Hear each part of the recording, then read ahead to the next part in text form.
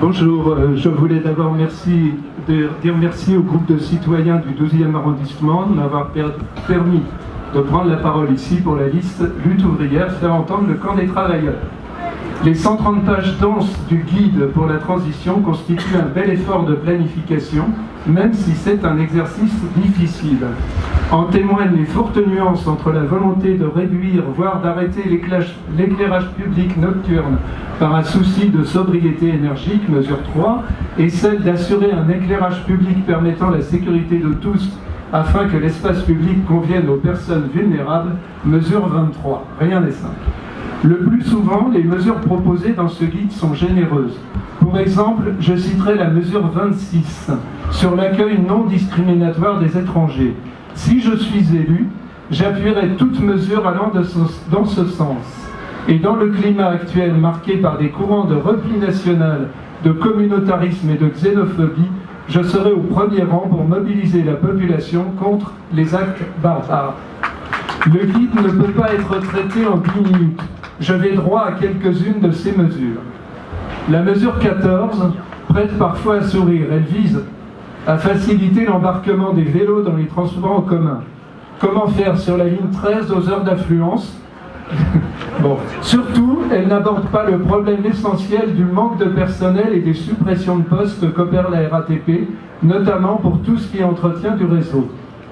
J'ajouterai qu'un des objectifs de la mesure, lutter contre les violences sexistes et le sentiment d'insécurité des femmes dans les transports, que je partage totalement, relève là aussi d'une présence humaine d'employés beaucoup plus forte, c'est-à-dire d'une embauche contraire à toutes les pratiques d'austérité des entreprises. Si je suis élu, je ne cesserai d'intervenir pour dire l'urgence d'embaucher dans les services publics.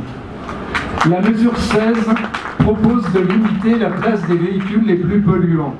Mais à qui sont ces véhicules? Qui, devant utiliser sa voiture pour traverser Paris afin de se rendre au travail, manque de moyens pour remplacer son vieux modèle?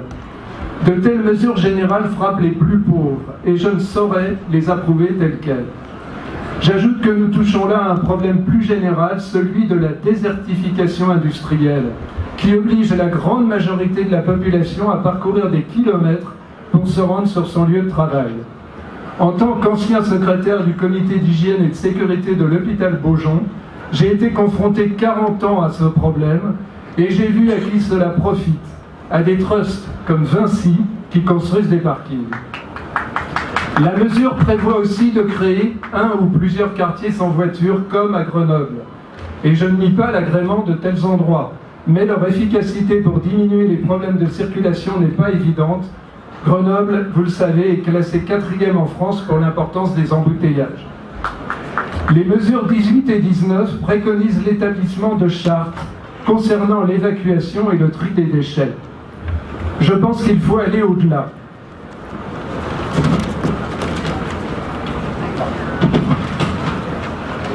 Le problème de l'évacuation des déchets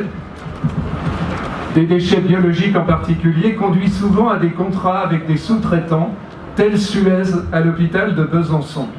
Ces entreprises appliquent des politiques de restriction d'effectifs qui souvent ne permettent pas d'assurer un service correct. Et je les ai connus aussi en tant que secrétaire de CHSCT à Beaujon. La complète transparence des contrats et des livres de compte est indispensable. Sinon, la charte a de grandes chances de demeurer un mot creux.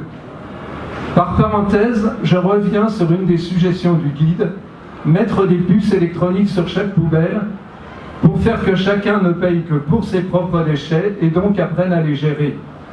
Je ne sais pas si l'idée est vraiment économique du point de vue du climat global, puisqu'elle implique que tournent les énormes processeurs informatiques des fournisseurs d'accès. La mesure 21 propose de créer des structures pour accueillir et réinsérer les personnes vulnérables en les dotant de moyens suffisants pour mener à bien leur mission. J'appuierai évidemment toute mesure allant dans ce sens. Mais j'expliquerai en même temps que la crise économique mondiale du capitalisme est responsable de la paupérisation et de la désocialisation de millions d'individus.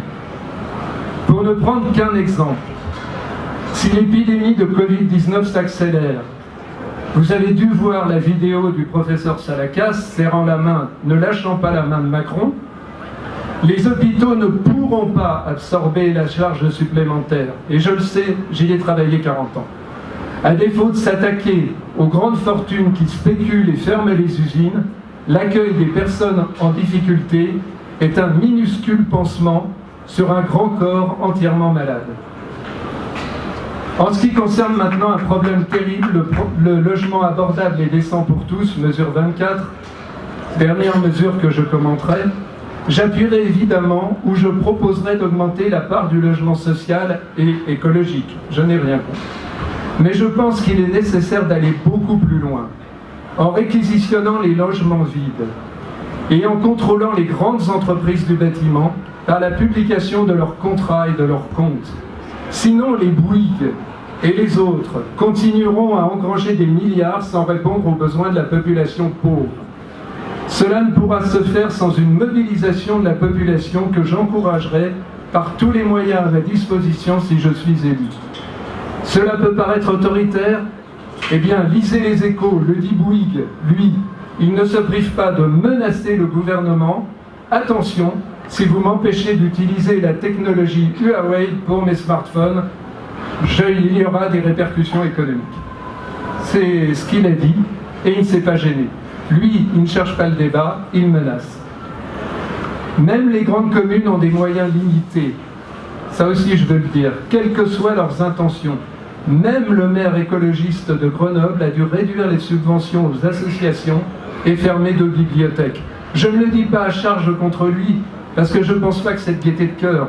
Mais je dis que les communes sont prises dans un réseau bien plus fort qu'elles et qu'elles ne peuvent pas tout.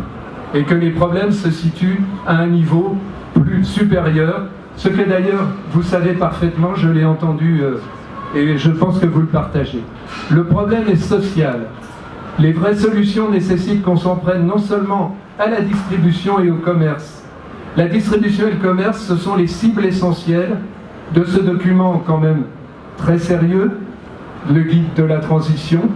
Mais je pense qu'au-delà, il faut s'en prendre à la production et à la propriété des moyens de production. Et que là, seuls les travailleurs s'organisant collectivement peuvent l'imposer par leur nombre. C'est pour ça que Lutte ouvrière se présente aux élections municipales et que je vous invite à voter pour ces listes, faire entendre le camp des travailleurs, dont celle du 12e arrondissement que je mène. Merci de votre attention.